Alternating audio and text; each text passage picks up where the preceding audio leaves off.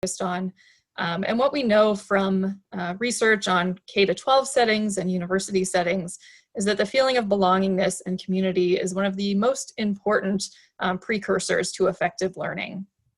And students who feel a stronger sense of community and belonging in their courses are more motivated and engaged. They're more satisfied with their learning.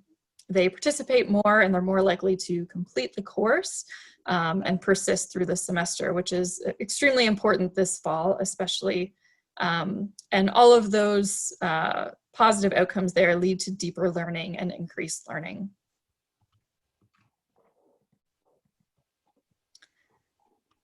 So this study done by Jaggers in 2016 studied a lot of different elements of online courses to figure out which ones would predict increased student performance or student grades at the end of the semester. And because you're in our webinar today, I don't think you'll be surprised by the findings here that the student-instructor relationship and having an instructor who cared was the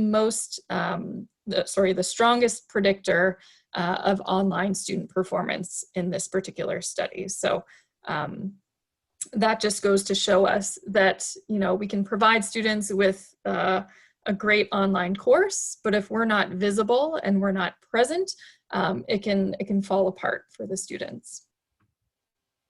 Sorry.